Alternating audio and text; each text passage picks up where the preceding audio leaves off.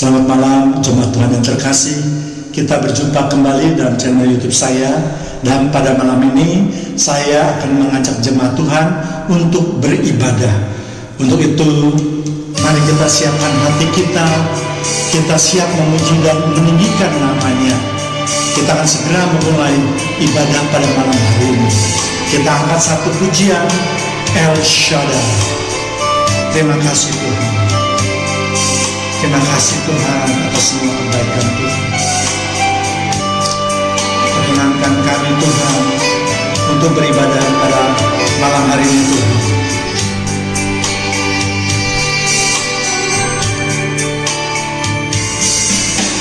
Tak usah ku takut, Allah menjagaku. Amin. Tak usah ku bimbang, Yesus peliharaku. Tak usah ku susah,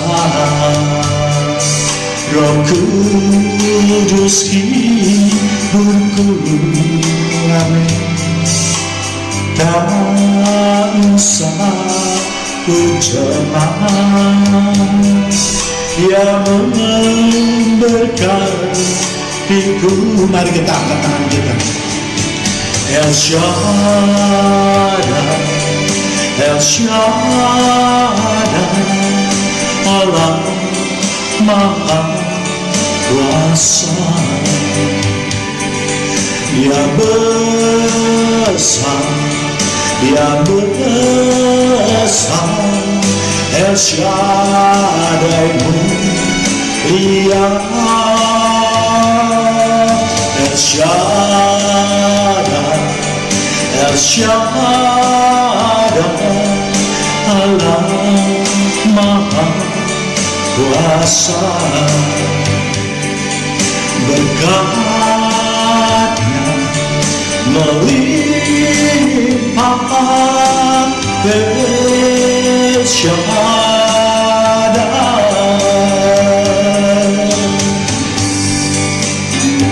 Mari kita imani pujian ini. Kita tahu sekarang ini keadaan di sekeliling kita begitu menakutkan.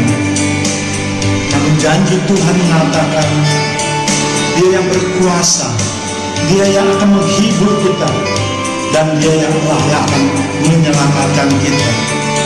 Haleluya Yesus.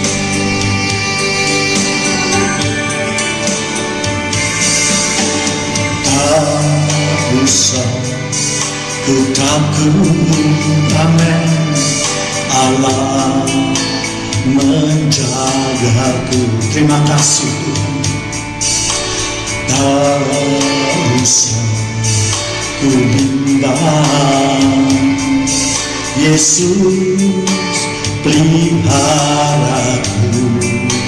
Tak usah ku susah, tak usah ku susah,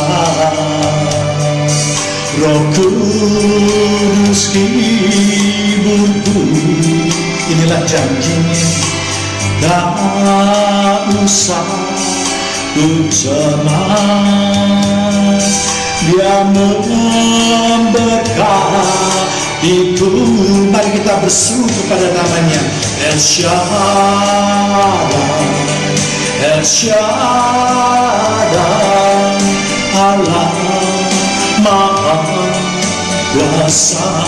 Dia besar, Dia besar, Dia besar, El Shaddai mulia, El Shaddai, El Shaddai, El Shaddai, Allah Maha Kuasa. Berkat yang melimpah, berkatnya melimpah, El Shaddai, El Shaddai, Shaddai, Allah Maha Kuasa. Engkau yang terbesar Tuhan, Dia besar, Dia besar. El Shaddai mulia, El Shaddai, El Shaddai, El Shaddai, Allah Maha Kuasa. Berkatnya melimpah, El Shaddai.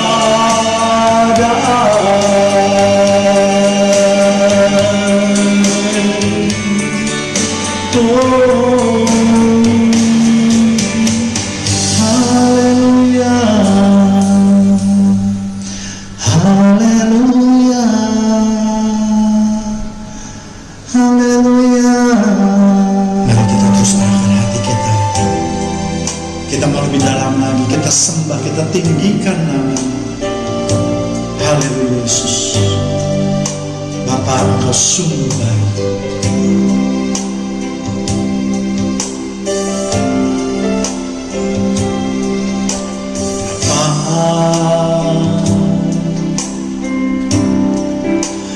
Engkau sungguh baik, kasih-Mu melimpah di hidupku, Bapa.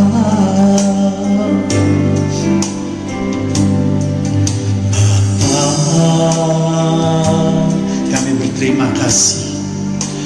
Ku berterima kasih, berkat-Mu hari ini yang Kau sediakan bagiku. Naikkan syukurku buat hari yang Kau beri. Tak habis-habisnya kasih dan rahmat-Mu, selalu baru dan tak pernah terlambat pertolongan-Mu. Besar setia-Mu di sepanjang hidupku. Mari kita imani pujian ini.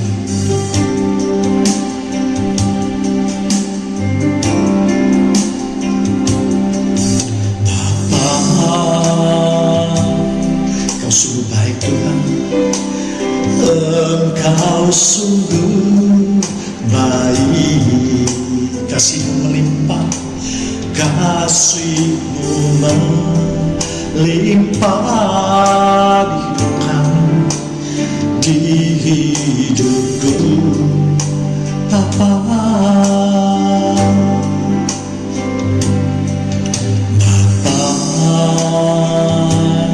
Kami berterima kasih Tuhan, ku berterima kasih untuk berkat-Mu hari ini yang Kau sediakan bagiku. Mari sama-sama kita naikkan syukur kita. Naikkan syukurku buat hari yang Kau beri.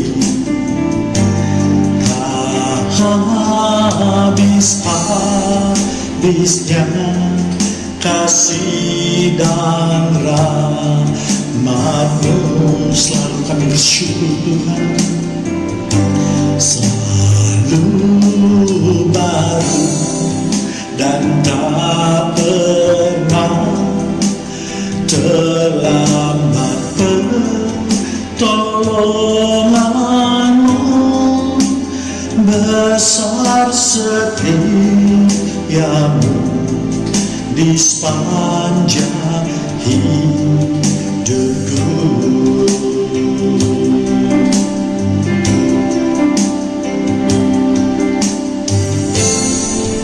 Tuhan itu pengasih dan penyayang, panjang sabar dan besar kasih setia-Nya. Tuhan itu baik pada semua orang dan penuh rahmat terhadap segala yang dijadikannya. Segala yang dijadikan itu akan bersyukur kepada-Mu ya Tuhan, dan orang-orang yang Kau kasih akan memuji Kau. Naikkan syukurku buat hari yang Kau beri, buat hari yang Kau beri. Tak habis-habisnya kasih dan rahmat-Mu selalu baru Tuhan, selalu baru dan tak pernah terlambat pertolongan-Mu, besar setia-Mu di sepanjang hidupku. Besar setia-Mu, amin. Besar setia-Mu, sekali lagi kita mau katakan, besar setia-Mu di sepanjang hidupku.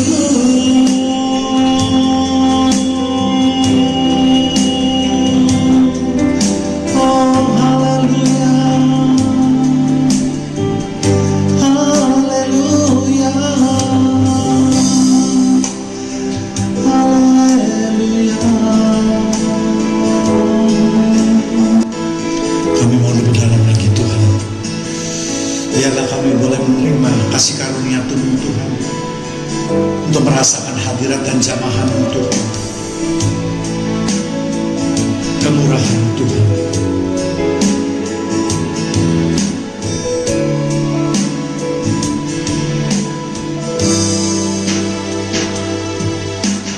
Oleh karena kemurahan Tuhan, ku ada sampai hari ini, amin.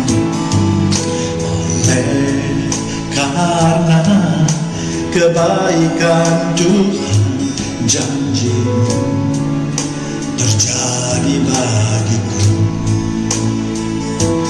Ku sembah Kau Tuhan, ku mengangkat tanganku, selamanya Kau ajar bagiku.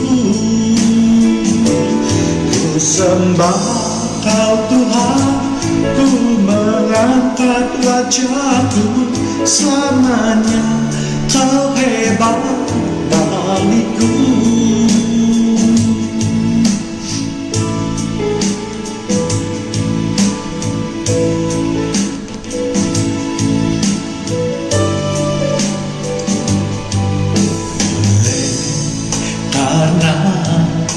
Kemurahan Tuhan, ku ada sampai hari ini, amin. Oleh karena kemurahan Tuhan, janji-Mu terjadi bagiku. Mari kita sembah Dia. Ku sembah Kau Tuhan, ku mengangkat tanganku, selamanya Kau ajar bagiku.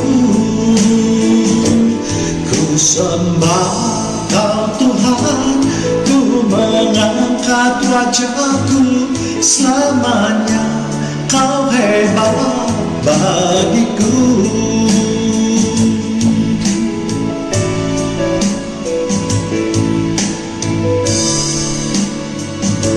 Pujilah Tuhan hai segala bangsa, megahkan Dia hai segala suku bangsa, sebab kasih-Nya hebat atas kita dan kesetiaan Tuhan untuk selama-lamanya. Haleluya. Ku sembah Kau Tuhan, ku mengangkat tanganku selamanya. Kau ajaib bagiku. Ku sembah Kau Tuhan, ku mengangkat wajahku selamanya. Kau hebat bagiku selamanya. Kau hebat bagiku selamanya. Kau hebat bagiku.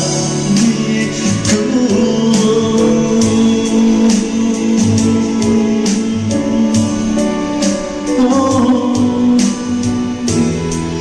haleluya, haleluya.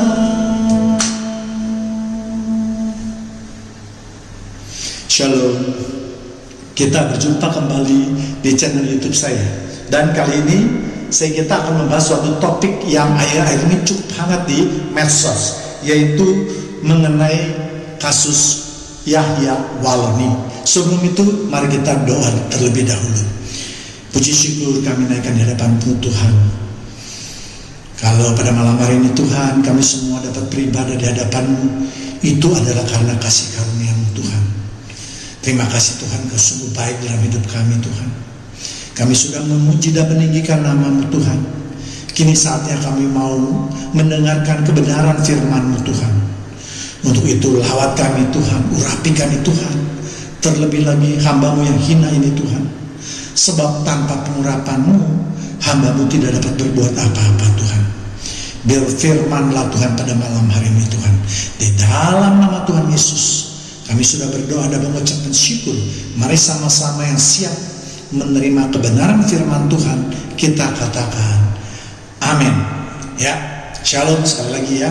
Jadi beberapa hari ini ada yang memposting dan menyebarkan berita-berita khususnya di grup-grup rohani ya. Karena saya juga ikut beberapa grup rohani yang mengatakan bahwa Yahya Waloni itu sedang dirawat di rumah sakit. Ya, terlepas dari berita itu, namun saya lihat di foto tersebut kelihatannya raut mukanya itu tidak mencerminkan keadaan yang orang yang sakit berat ya. Kalau orang yang biasa sakit berat pasti mukanya pucat, apalagi kalau sudah beberapa hari dia pasti menunjukkan wajahnya juga sudah kusam ya. Tapi ini saya lihat wajahnya biasa-biasa saja. Ya, tapi itu bukan menjadi topik kita malam ini ya. Yang menarik bagi saya adalah komentar dari kebanyakan umat Kristen ya. Karena berita tersebut diposting, maka tentu banyak yang memberikan komentar. Dan saya yakin dan percaya yang memberikan komentar ini pastilah orang-orang Kristen juga. Yang sebagian besar kalau saya baca itu biasanya mereka berkata positif ya. Misalnya ampuni dia Tuhan, sembuhkan dia Tuhan, jamah dia Tuhan. Dia tidak tahu apa yang diperbuat. Sesama Kristen kita tidak boleh menghujat dan seterusnya ya. Jadi memang banyak sekali ya. Memang juga ada satu dua, tapi tidak banyak itu yang bernada agak keras ya. Dia mengatakan bahwa memang Yahya Waloni ini sudah pantas menerima ganjaran dari Tuhan, karena dalam setiap ceramahnya dia selalu menjelek-jelekan orang Kristen, menjelek-jelekan Alkitab, bahkan juga dia mengejek-ngejek Tuhan Yesus kita ya. Bahkan kalau saya lihat lagi, ada seorang pendeta juga yang selama ini saya cukup kagumi, yang dia begitu lugas ya, dari NTT ya, yaitu Bapak Pendeta Melatok ya. Selama ini saya lihat komentar-komentar untuk dia menanggapi berbagai isu itu sangat luar biasa. Namun kali ini mohon maaf, saya harus berbeda pendapat dengan Bapak Pendeta Melatok ini, ya, karena saya menganggap ya Bapak Pendeta Melatok ini sudah banyak sekali jemaatnya atau pengikutnya atau followersnya di YouTube. Jadi seharusnya kita memberikan suatu pengajaran yang tepat dan benar menurut Alkitab, ya. Jadi tidak boleh kalau kita hanya karena perasaan kita, karena kita iba, karena kita ingin menarik simpatik, terus perlakuan kita itu akhirnya justru bertentangan dengan Alkitab atau firman Tuhan, ya. Saya sungguh sangat disayangkan sekali, ya. Apalagi kalau kita lihat komentar, ya, wah, udah semuanya memuji-muji pendeta Melatok, ya. Lihat, saya bukan tidak senang pendeta tersebut dipuji, ya. Buat saya itu urusan pribadi, tapi yang ingin saya tegaskan adalah pengajaran atau pendapat daripada pendeta Melatok ini yang saya rasa kali ini kurang pas, ya. Untuk itu mari saya akan membahasnya secara lebih mendalam satu persatu dan fokus pada masalah Yahya Waloni itu, tentu disertai dengan ayat-ayat yang akan menunjang, ya. Nah, sebelum kita mempelajari atau membahas mengenai masalah ini, ada baiknya sebagian dari kita mungkin ada yang tidak tahu, tapi saya rasa sebagian besar sudah tahu, ya, karena sering kali ini Yahya Waloni itu di berbagai ceramahnya yang diupload di YouTube itu luar biasa ganasnya, ya, menghina orang Kristen, mencela orang Kristen dan seterusnya. Pokoknya semua hal-hal yang bersifat negatif itu ada di dalam ceramahnya, ya. Nanti saya akan bahas sebentar lagi, ya. Padahal sebelumnya ini Yahya Waloni juga seorang mantan pendeta, ya. Seharusnya dia tahu, tetapi buat saya, ya, kalau mau berpindah agama itu adalah hak asasi manusia. Namun saya juga berpendapat bahwa kurang elok atau kurang pas kalau sudah keluar dari suatu agama ke agama lain, dia terus menjelekkan agama-agama yang lamanya. Jangankan agama apapun sebaiknya tidak untuk dilecehkan, ya. Bukankah kita beragama itu khusus untuk membuat hidup kita menjadi lebih baik, membuat kita lebih mengasihi sesama manusia, membuat kita bisa lebih berbuat banyak terhadap sesama kita dan seterusnya. Jadi kalau kita beragama hanya untuk hal-hal yang bersifat negatif tadi, atau yang hanya mengotorkan pikiran dan hati kita, ya lebih baik saya rasa tidak usah didengarkan yang ceramah-ceramah seperti itu, ya. Nah, ceramah-ceramah inilah yang seringkali membuat umat Kristen jengkel, marah, benci dan seterusnya. Pokoknya juga hal-hal yang negatif, ya. Ya tentu saya juga sebagai manusia bisa sekali memakluminya, walaupun saya tidak menyetujuinya, ya. Tapi saya maklum, ya, bahwa ya memang kita di dunia ini kadang-kadang kita merasa gemas menunggu waktu Tuhan. Kita ingin cepat-cepat diselesaikan. Orang-orang semacam ini biasanya jangan dibiarkan terlalu lama, karena dia sering kali menjelek-jelekan orang. Tetapi ingat, semuanya adalah waktunya Tuhan, ya. Kita tidak bisa mendahului dan kita tidak bisa berbuat apapun, ya, kalau Tuhan belum mengizinkannya, ya. Nah, saya tentu dalam posisi tidak untuk menyatakan pendapat tersebut. Apakah Yahya Waloni itu harus memang segera dipanggil Tuhan atau didoakan untuk sembuh, ya. Prinsip saya adalah saya menyerahkannya kepada Tuhan, ya. Biarlah Tuhan yang berbicara, biar Tuhan yang mengambil keputusan. Sebab siapa Allah kita ini, ya. Kita tidak bisa berbuat apapun. Kita ini umat yang lemah, ya. Satu-satunya pertolongan kita hanya datang dari Tuhan kita, ya. Ya, jadi sekali lagi yang saya ingin komentari adalah bagaimana sikap daripada sebagian besar umat Kristen ketika melihat foto tersebut dan memberikan komentar-komentar. Nah, komentar-komentar inilah yang juga saya anggap tidak pas. Ya, kenapa? Ya karena mereka, maaf harus saya katakan, sebagian besar orang Kristen malas untuk membaca Alkitab. Kalaupun membaca Alkitab paling 1-2 kali sudah selesai. Padahal buku yang begitu tebalnya, walaupun dibaca puluhan kali, itu tidak bisa kita menghafalnya seluruhnya. Memang kalau kita udah membaca 10 kali, kita mungkin bisa mengingat hal-hal yang penting saja, hal-hal yang besar saja, hal-hal yang sering dikhotbahkan saja. Ya, justru sekarang umat Kristen itu lebih senang mendengarnya di khotbah di YouTube, di medsos, ya, melalui googling, ya. Ya, memang itu tidak salah, tetapi tidak menjamin kebenaran. Ya, memang ada pengkhotbah, apalagi dalam situasi COVID ini, semuanya juga memakai sarana medsos. Ya, tetapi sebagai umat Kristen yang bijaksana, kita harus mencerna semua khotbah-khotbah tersebut apakah sesuai dengan firman Tuhan. Jangan karena dia hamba Tuhan kita, jangan karena dia gembala kita, terus apapun yang dia katakan kita percaya. Ini kesalahan yang fatal. Ya, jangan menduakan Tuhan kalian. Ya, kalau kalian itu membabi buta, selalu mendukung apapun yang dikatakan oleh gembala ataupun pendetamu, itu sama juga engkau sudah menduakan Tuhanmu. Ya, sebaliknya juga di pihak gembala atau pendeta haruslah introspeksi. Mari kita buka diri kita, ya kan? Jangan mudah cepat tersinggung. Kita kalau menghadapi kritik, kita dengar terlebih dahulu kritiknya ini apakah benar atau tidak, apakah ayat-ayat yang ditampilkan sesuai dengan konteksnya. Nah, ini yang paling penting, ya. Sebab menurut saya, ya, memberikan komen itu sama juga memberikan pendapat atau mengimaninya. Nah, ini berbahaya. Ya, kalau mengimani apa yang tertulis dengan jempol kita itu di medsos, itu sudah semacam doa atau pernyataan iman kita.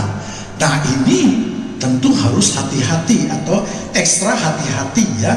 Tidak boleh sembarangan kita asal-asal memberikan komentar. Karena ingat, apa yang engkau bicarakan akan diminta pertanggungjawabannya nanti. Ya, jadi tidak boleh kita sembarangan di dalam hal ini, ya. Ya, untuk itu mari jemaat Tuhan yang terkasih, saya selalu mengimbau kepada jemaat Tuhan yang terkasih untuk selalu mengadakan cross check terhadap khotbah saya pun sekalipun. Ya, ayat-ayat yang saya tampilkan dilihat apakah benar sesuai dengan konteks, apakah benar pembahasan isinya dan seterusnya. Ya. Ya, kita ambil selalu contoh-contoh seperti contoh di kasus Yahya Walu ini, ya. Sebagian besar mengatakan, yuk kita doakan yuk. Dia musuh kita, tapi kita harus mengasihinya, kita harus mengampuninya, kita harus bla bla bla. Ya, ini sama sekali tidak dalam konteks. Dan saya jelas menyalahkan umat Kristen yang seperti ini, termasuk hamba Tuhan atau pendeta yang memang di dalam memberikan penjelasan itu tidak lengkap, sehingga mudah sekarang orang Kristen menganggap pokoknya kalau ada orang salah ya kita ampuni, udah selesai, kita kasih ya apapun mereka, mau bunuh kita kayak, mau hujat Tuhan kita kayak, mau apa kita kayak, terserah, yang penting wah ngomong aja, mengampuni sudah selesai pasti benar, mengasihi sudah pasti selesai benar. Kalau sesederhana itu, mungkin firman Tuhan tidak perlu buku yang setebal ini. Ya kan? Ya, ini juga kemalasan daripada banyak mengkhotbah dan pendeta yang selalu mengatakan, oh kalau mau musuh kita udah ampuni, beres, sudah urusannya. Kita tidak mau melihat sisi dari tempat lain, sisi manapun dia tidak mau tahu. Yang penting pendapat saya, perasaan saya seperti ini. Nah, inilah yang tidak boleh terjadi di dalam pemberitaan firman Tuhan. Karena pemberitaan firman Tuhan itu harus menyatakan isi hati Tuhan, menyatakan apa yang tertulis di dalam Alkitab. Ya, jangan karena kita supaya dapetin simpati lalu kita berbicara seenak perut kita sendiri. Tentu ini juga tidak benar. Ya.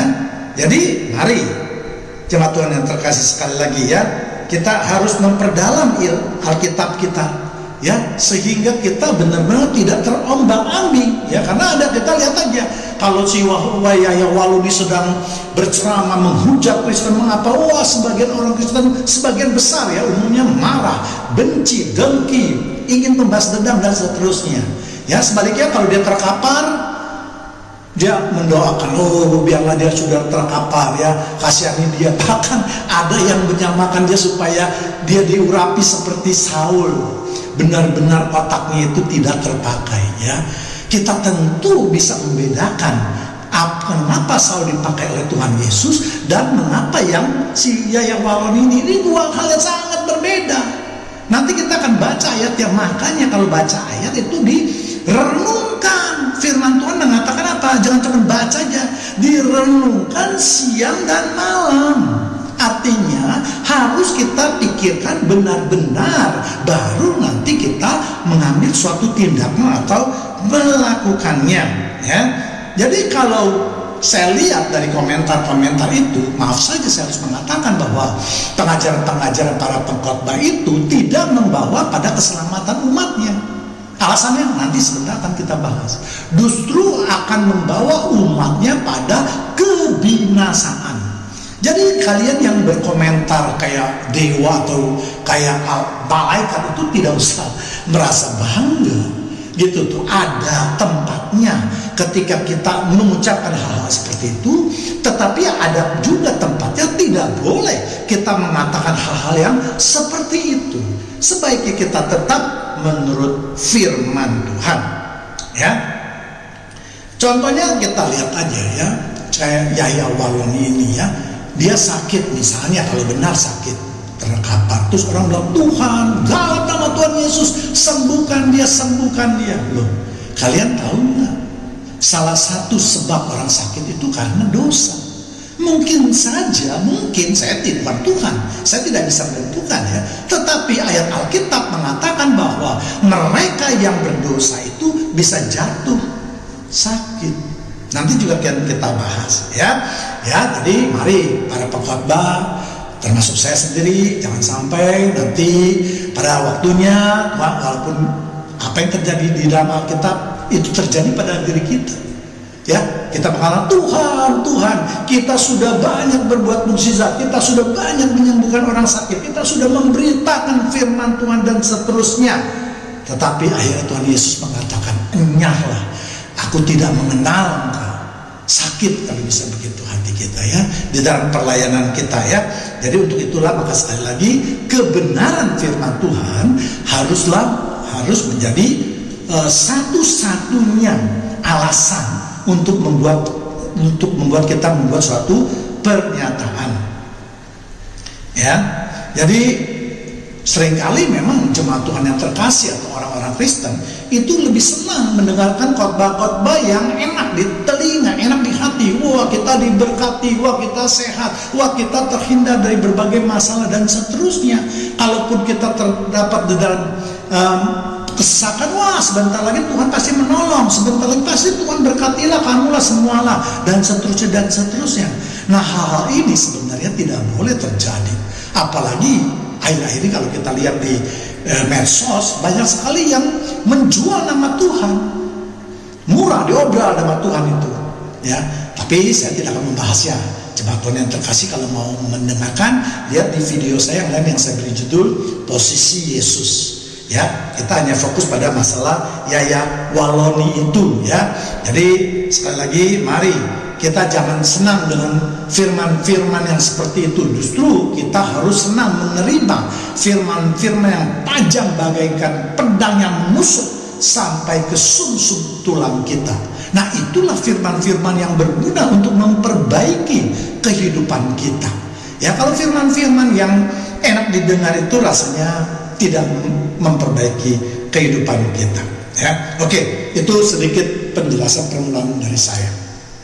Sekarang kita akan membahas mengenai kasus Yahya Walon ini ya. Tentu kita akan mengatakan apa yang dikatakan Alkitab, bukan dikatakan oleh pendeta manapun. Biarpun dia terkenal, biarpun dia punya followers ya beribuan, itu tidak menjadi masalah ya, karena kebenaran hanya pada Alkitab. Manusia tidak ada atau bukan merupakan sumber kebenaran ya. Apakah ceramah Yahya Waloni selama itu dapat dikategorikan dia menjadi musuh orang Kristen? Dan tanda petik tentunya ya. Ya, karena yang tadi saya katakan, Yaya Walon itu sering menjelek-jelekan, menghina, menghujat dan seterusnya ya. Nah, untuk pendapat seperti ini saya dapat juga memahami yang tadi saya katakan, banyak orang Kristen yang merasa tersinggung atau tidak senang ya. Mari kita lihat ayat yang biasa digunakan oleh para pemberi komen di dalam medsos tersebut. Lukas 6 ayat 27 sampai 28. Tetapi, pelan-pelan saya bacakan ya. Tetapi kepada kamu yang mendengarkan aku berkata, kasihilah musuhmu ya. Berbuat baiklah kepada orang-orang yang membenci kamu. 28. Mintalah berkat bagi orang yang mengutuk kamu ya. Berdoalah bagi orang yang mencaci kamu. Jelas ya, kamunya memang saya tekankan, saya perjelas di sini karena ini sangat penting untuk memahami ayat ini sehingga kita nanti bisa mempergunakan ayat ini dengan baik dan benar ya. Jadi yang saya katakan ya, ayat ini yang pertama yaitu dapat dikategorikan musuh, orang yang membenci, orang yang mengutuk kita, atau orang yang mencaci kita. Dan ini memang saya lihat komplit ya pada diri Yahya Waloni ini ya. Jadi kita ingat ya, yang paling penting di dalam ayat tadi di Lukas 6 ayat 27-28 bahwa perintah Yesus itu kepada umatnya, di mana umatnya menjadi korban ya, tetapi kepada kamu yang mendengarkan aku. Siapa yang mendengarkan Tuhan Yesus? Pasti orang-orang percaya ya kan. Siapa kamu itu yang dimaksud? Yaitu kita yang menjadi orang-orang percaya ini. Jadi di dalam menerapkan ayat ini ada dua unsur yang sangat penting, yaitu hanya bisa diberlakukan kepada orang-orang sebagai penganut agama Kristen, dan juga dia adalah yang sebagai pengikut Yesus. Jadi dua hal ya, ditujukannya kepada orang-orang yang percaya dan juga orang-orang yang percaya yang menjadi korban. Ya, ini harus penting, harus kita pahami terlebih dahulu. Jadi tidak bisa semua orang itu kita nyatakan hal seperti ini. Ya, dia mau agama apapun, di agama apapun, yang penting musuh kita melakukan. Di Lukas 6 ayat 27-28 ini nanti akan diperjelas, nanti akan sebentar lagi akan saya perkuat ya, tapi ini sebagai pendahuluan terlebih dahulu supaya mengingatkan, menyadarkan umat Kristen bahwa ayat ini tidak boleh digunakan sembarangan ya. Kalau tidak memenuhi dua unsur tadi, maka ayat ini tidak boleh digunakan ya. Kita lihat apakah memang benar sekarang. Anggaplah memang, katakanlah ini pendapat daripada jemaat, saya hanya mengupas sedikit terlebih dahulu, walaupun yang tadi saya katakan kurang pas di dalam penerapannya ya. Misalnya arti perkataan mengasihi musuhmu tadi ya. Yang pertama, mengasihi musuhmu. Arti daripada musuh adalah lawan, seteru. Itu artinya musuh ya. Artinya orang yang selalu mencari masalah dengan kita agar kita mau menjadi lawan mereka. Ya, jadi musuh itu digolongkan, lebih baik digolongkan pada perbuatan, ya, perbuatan fisik. Misalnya mengajak orang berkelahi, ini fisik, ya. Mencari-cari masalah, menyenggol misalnya, itu juga fisik, ya. Mengancam kita, menunjuk-nunjuk, misalnya, itu juga fisik dan seterusnya. Ya, jadi kalau ada orang yang mempunyai ciri-ciri tersebut, maka jalan yang harus kita perbuat atau solusinya menurut Alkitab adalah perbuatan kita juga. Jadi jangan perbuatan yang dilakukan oleh fisik itu dilakukan dengan doa. Nanti kita akan bahas. Ya, jadi untuk menyelami sesuatu ayat, dalami, renungkan. Jangan cuma dia mengasihi musuh. Oh ya udah, semua mengasihi musuh. Terlalu simple pengetahuanmu itu kalau demikian ya. Ya, jadi kalau dia itu melakukan suatu perbuatan, maka Yesus juga mengatakan kita harus melakukan suatu perbuatan ya, yaitu dengan cara kita tetap mengasihinya. Ya, kita tetap harus berpegang pada firman Tuhan. Jadi perbuatan yang tadi itu dilawan juga dengan perbuatan kita. Tetapi yang membedakan adalah kalau dia berbuat yang jahat atau yang kurang baik, kita melakukannya sebaliknya, hal yang baik, ya. Nah, bagaimana misalnya cara mengasihi dia yang Tuhan suruh? Apakah langsung kita doakan supaya dia itu sembuh? Apakah kita doakan dia supaya bisa dipakai Tuhan? Ya, yang jelas tidak ada hubungannya. Karena firman Tuhan itu sifatnya umum, ya, tapi tidak boleh keluar dari konteks. Ya, caranya bagaimana kalau perbuatan-perbuatan itu? Yaitu kita tidak melayani dengan perbuatan yang buruk itu terhadap kita. Misalnya kalau kita disenggol, ya kita ngalah, diam, tidak mau, ya kan? Bahkan kalau perlu kita yang memohon maaf, gitu loh. Nah, ini perbuatan-perbuatan yang baik, ya. Demikian pemikiran yang ada di dalam benak kita, ya, supaya kita tahu, ya. Kalau orang dunia kan berbeda, ya. Kalau dia dipukul, orang dunia pasti membalas, bahkan mungkin lebih keras memukulnya. Kalau ditantang, dia pasti juga akan menyambut tantangan tersebut. Nah, inilah yang membedakan orang-orang Kristen dengan orang dunia. Bukan orang Kristen itu dihina seperti apapun, terus kita terima aja. Kalau begitu caranya, umat Kristen tidak berharga di mata Tuhan nanti, ya kan? Tuhan tidak ingin kau umatnya itu seperti budak loh, ya kan? Tidak punya harga diri, diapa-apainnya boleh. Tidak, Tuhan ingin kita punya harga diri yang benar. Tetapi harga diri kita jangan di atas kesombongan, jangan di atas kemegahan. Nah, ini yang penting, ya. Kemudian yang kedua, berbuat baiklah kepada yang membenci kamu. Ya, arti daripada membenci adalah sangat tidak suka, ya, kepada mereka yang melihat segala perbuatan kita. Mungkin dasarnya iri hati, ya. Pokoknya membenci, ya. Kita pakai baju apa, dia nggak suka. Dia punya apa, dia kesel. Lihat orang punya kesuksesan, dia kesel, atau dia tidak suka atau benci, dan seterusnya, ya.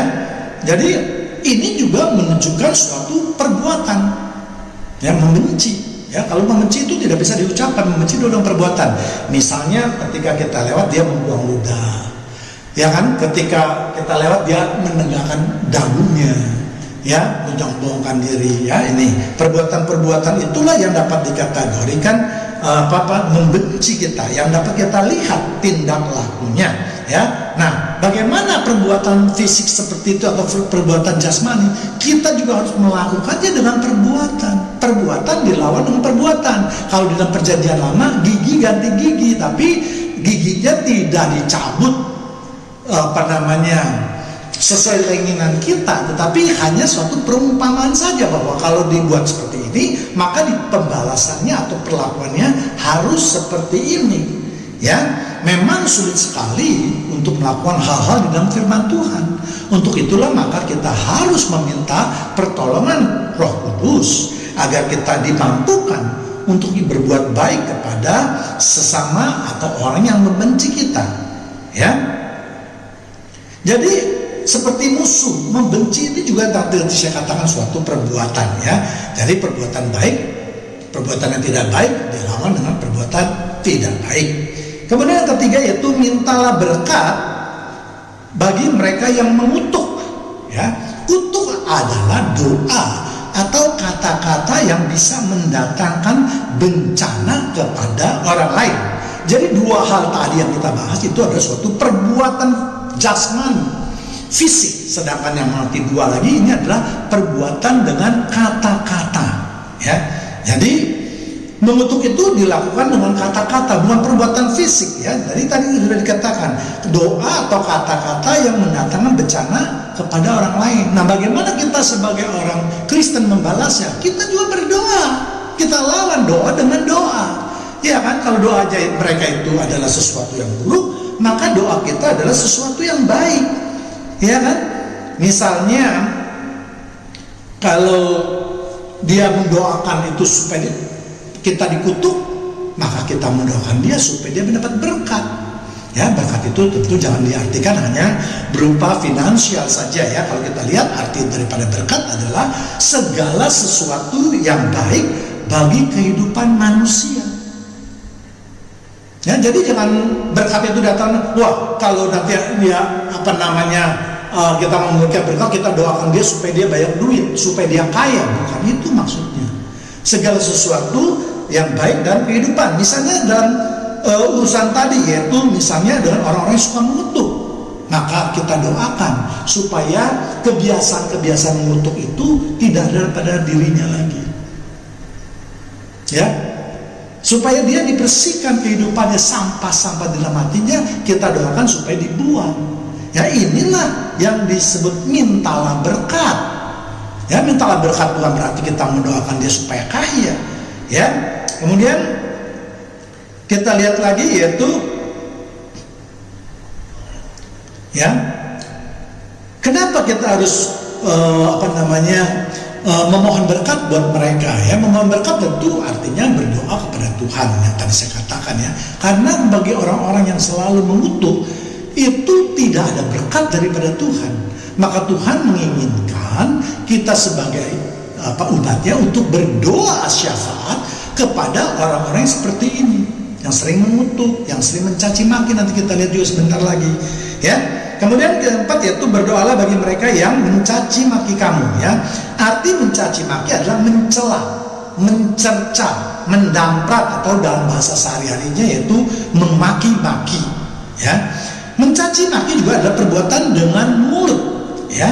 Sekali lagi, perbuatan dengan mulut, ya. Tentu bukan perbuatan baik. Jadi Tuhan Yesus pun mendidik kita untuk melakukan suatu perbuatan melalui mulut kita, yaitu mendoakan mereka. Sebab firman Tuhan mengatakan salah satu alasan doa yang tidak dikabulkan karena adanya dosa yang menjadi penghalang. Jadi bagi mereka yang mulutnya, maaf dalam tanda kutip, kotor, itu sangat sulit sekali untuk berdoa kepada Tuhan, ya. Jadi makanya sekali lagi kita berdoa. Bagaimana kita mau berdoa? Ya, berdoa supaya dia tidak melakukan hal-hal yang dia lakukan itu, yaitu hal-hal mencaci maki. Kita minta supaya dia dibersihkan pikirannya, hatinya, semua. Dengan demikian maka kalau hatinya bersih, maka apa yang keluar pun menjadi bersih.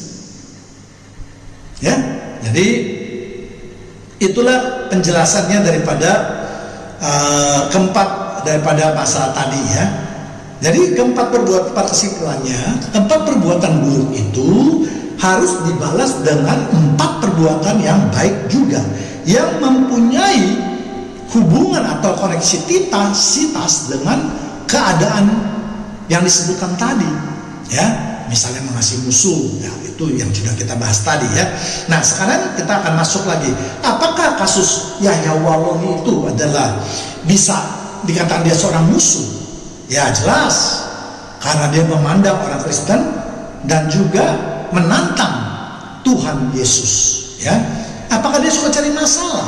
Jelas, karena orang Kristen tidak pernah mengusik dia, sebaliknya dia terus mengusik orang Kristen. Apakah dia suka menantang orang Kristen? Jelas, dalam khotbahnya dia selalu merasa lebih kuat dan lebih hebat daripada semua orang Kristen ataupun para pendeta ditantangnya. Bahkan sambil memperagakan gerakan bela diri kalau kita lihat di YouTube, ya. Jadi perlakuan terhadap dia mengasihi ini adalah suatu perbuatan yang berlawanan dengan apa yang dia lakukan. Jadi sebagai umat Kristen, ya janganlah selalu modalnya cuma beberapa aja, mengampuni, mengasihi. Dia tidak tahu apa yang dia bicarakan, udah selesai, ya. Jangan, ya. Jadi kita harus teliti, kita harus lihat, kita harus fokus apa permasalahannya dan apa solusinya. Nah, kemudian yang kedua yaitu kita lihat apakah Yahya Waloni itu juga orang yang membenci orang Kristen, ya. Dan menurut saya jelas, karena dalam ceramahnya dia menjelek-jelekan orang Kristen, membenci orang Kristen, bahkan dia mengatakan darah orang Kristen itu halal untuk disembelih, ya. Jadi hal semacam ini jelas tindakan yang sudah mengungkapkan betapa bencinya dia kepada umat Kristen, ya. Untuk itulah perlakuan kita adalah tetap kita harus berbuat baik. Bagaimana berbuat baiknya? Yaitu mendoakan dia. Bagaimana isi doanya? Tentu yang berhubungan dengan kebencian tadi, supaya kebencian-kebencian itu dihilangkan, dibersihkan, ya. Jadi kita berdoa supaya dia menyadari perbuatannya, bahwa apa yang dia lakukan itu adalah tidak benar.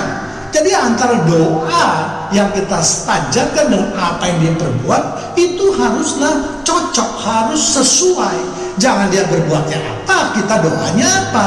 Ini nggak nyambung kalau orang zaman sekarang bilang ya. Mana ada hubungannya dengan orang yang membenci dengan kesembuhan. Ya, tapi nanti kita akan bahas terakhirnya ya, kesimpulannya bagaimana ya. Jadi diterik dari ajaran Kristen, sakit itu yang tadi saya katakan ya, merupakan salah satu dosa daripada perbuatannya itu ya. Kita lihat di Lukas 9 ayat 2. Murid-muridnya bertanya kepadanya, "Rabi, siapakah yang berbuat dosa? Orang ini sendiri atau orang tuanya sehingga ia dilahirkan buta?"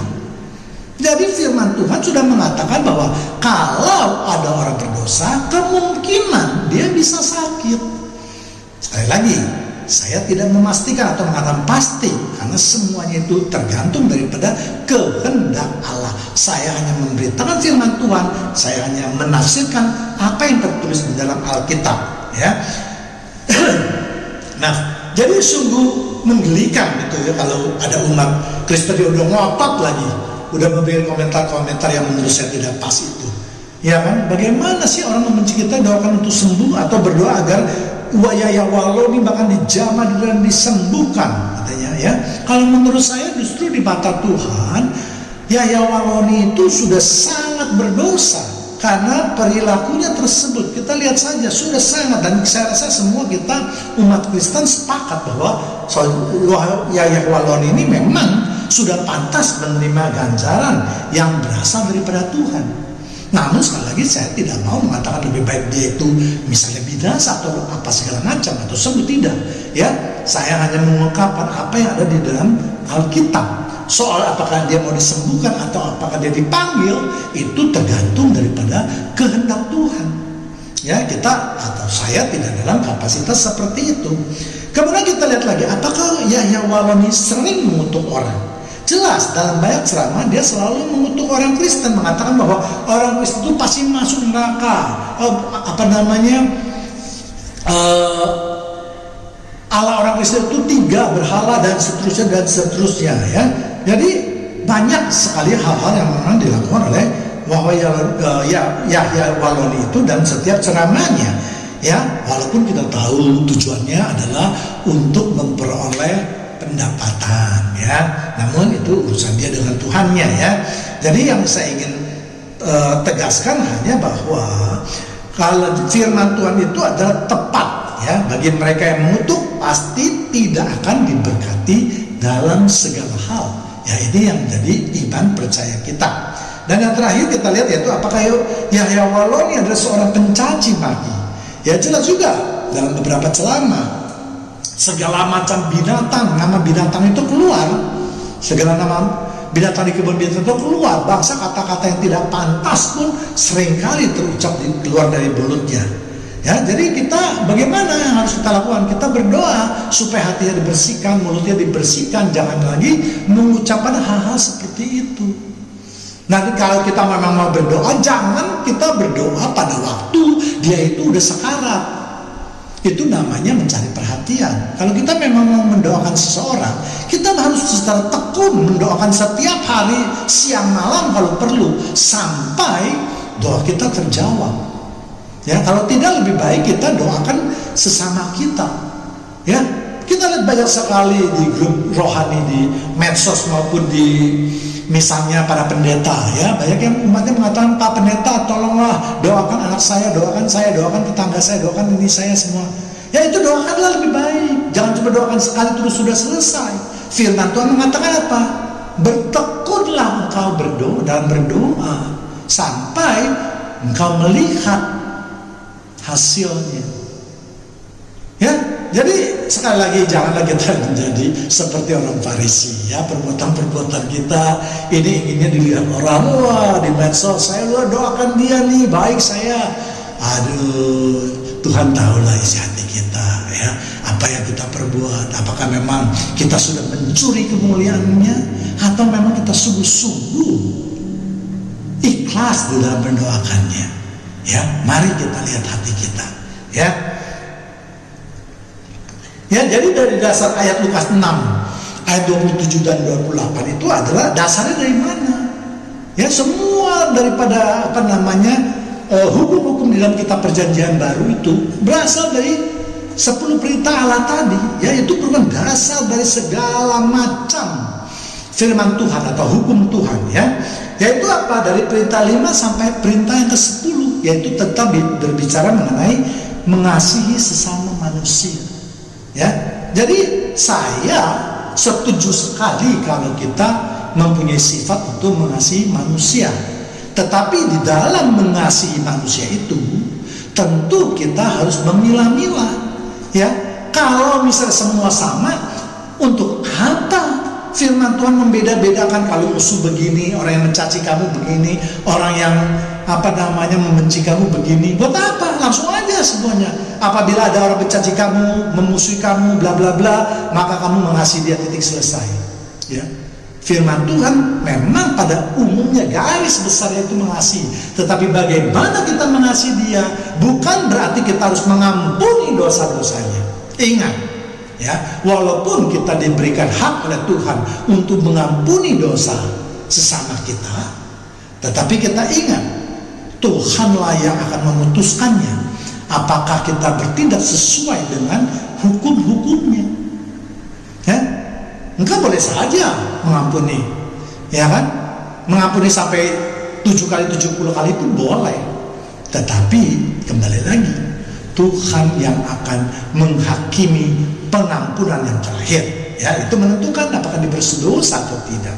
Ya, tentu maksud Tuhan dengan memberikan pengampunan kepada kita adalah supaya kita hidup bisa damai, kita membuat hidup kita lebih baik, kita tidak menjadi pendendam, kita tidak mempunyai banyak musuh dan seterusnya.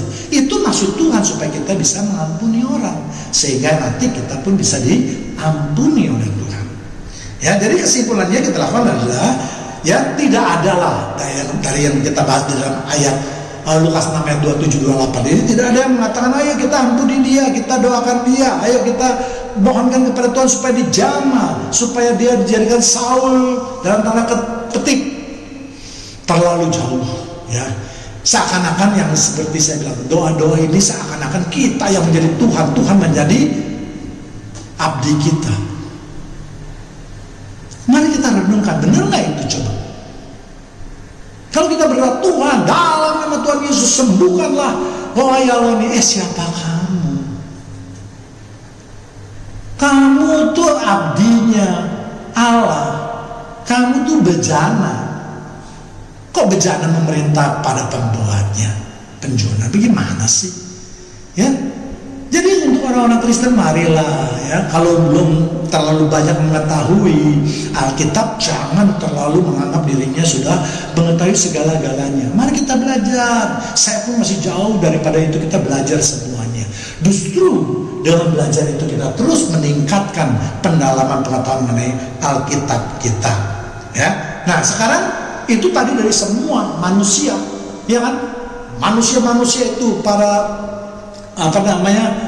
yang berkomen mengatakan bla bla bla, seperti yang saya katakan, para pendeta termasuk misalnya yang terhormat Bapak Pendeta Melatok, ya dia juga menyatakan perasaan dia. Sekarang pernah nggak sih kita berpikir bagaimana perasaan di sisi Tuhan, bagaimana hukum Tuhan itu yang mengatur mengenai hal-hal yang seperti ini?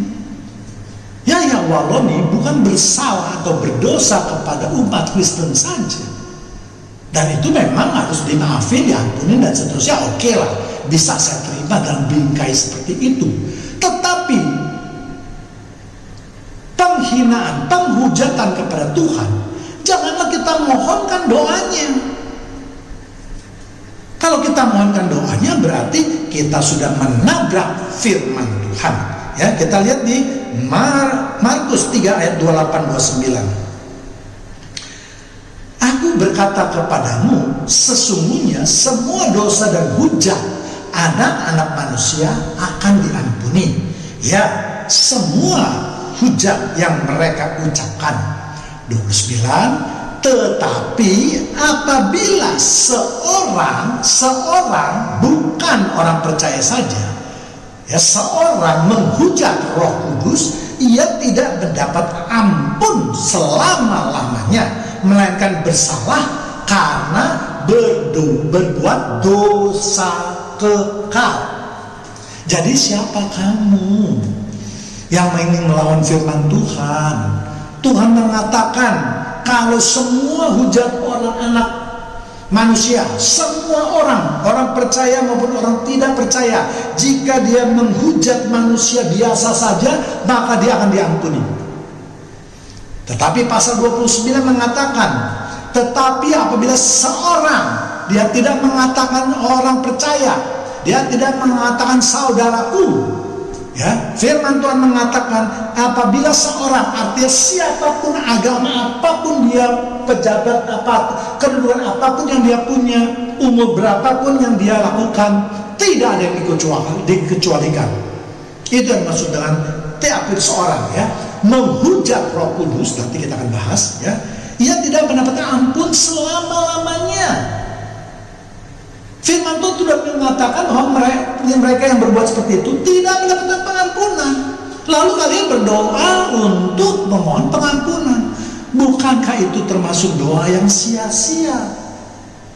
Dan firman Tuhan mengatakan, engkau tidak perlu berdoa kalau doamu itu hanya sia-sia saja. Ya, jadi dalam firman Tuhan itu jangan cuma satu fokus. Masih banyak ayat-ayat lain dan kita lihat apakah ini bertabrakan atau tidak. Ya, kita lihat. Bahkan ada juga mengatakan yang tadi, ya, bahwa Wayah Waloni ini kan bukan orang Kristen, jadi dia harus diampuni. Loh, kalau dia bukan orang Kristen, kalau dia dianggap firman Tuhan tadi di Markus tidak berlaku, ya berarti pengampunan yang di dalam firman Tuhan juga tidak berlaku bagi dia. Ya, jadi saya dalam berdiskusi dengan salah satu yang berkomentar itu lucu, ya kan, menganggap dirinya hebat, ya kan, komen yang doanya panjang sekali yang ditulisnya, tetapi tidak ada yang benar. Dan ini kebiasaan orang-orang Kristen. Kalau saya lihat komentarnya panjang-panjang, ayatnya banyak yang dikutip, tetapi tidak ada yang benar, tidak ada yang berhubungan, tidak ada yang menunjang pendapatnya tersebut. Ya, jadi mari, ya, kita lihat apa yang harus kita lakukan menurut firman Tuhan. Ya, jadi kita tidak boleh pelin-pelan gitu. Ya, kalau mengatakan ya Waloni bukan orang Kristen, maka tadi di Markus 3 ayat 28 tidak berlaku. Maka saya mau mengatakan dengan analogi pikiran kamu, ya kan, pengampunan itu tidak bisa diberikan karena firmannya tidak berlaku bagi dia. Padahal kalau kita baca tadi yang sudah saya jelaskan di Markus, mengatakan anak-anak manusia. Nanti kita akan lihat Yesus mengatakan apa yang harus diperbuat terhadap saudaraku. Jadi ada perbedaan yang harus dilakukan. Orang Kristen sekarang tidak pernah melihat apakah dia itu saudaramu, apakah dia itu siapa, tidak tahu. Yang penting hantam saja semuanya. Ya, tapi sekali lagi saya katakan bahwa ya, saya berpendapat memang dosa manusia itu harus diampuni, tetapi jangan didoakan.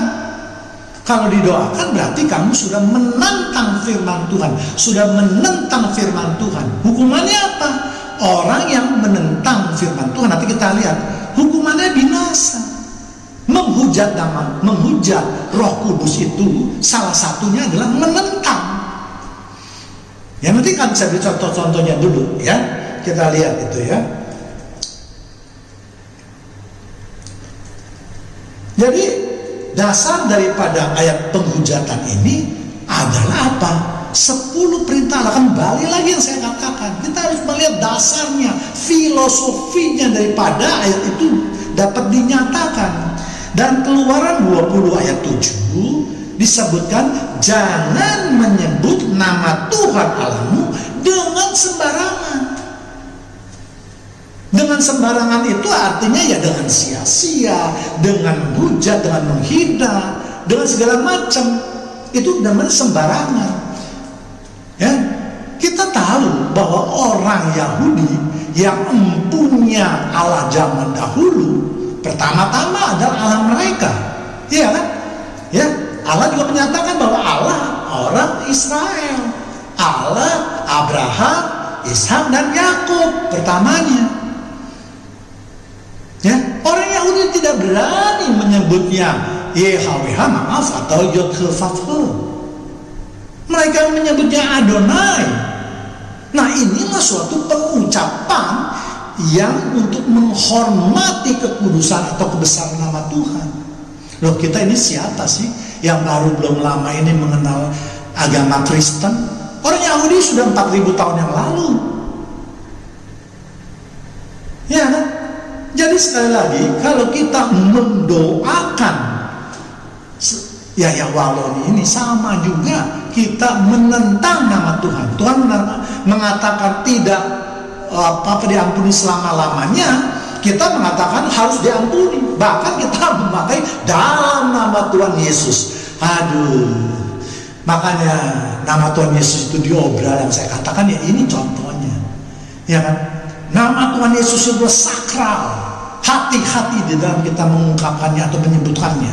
Tidak boleh kita sembarangan. Dalam nama Yesus, dalam nama Yesus saja.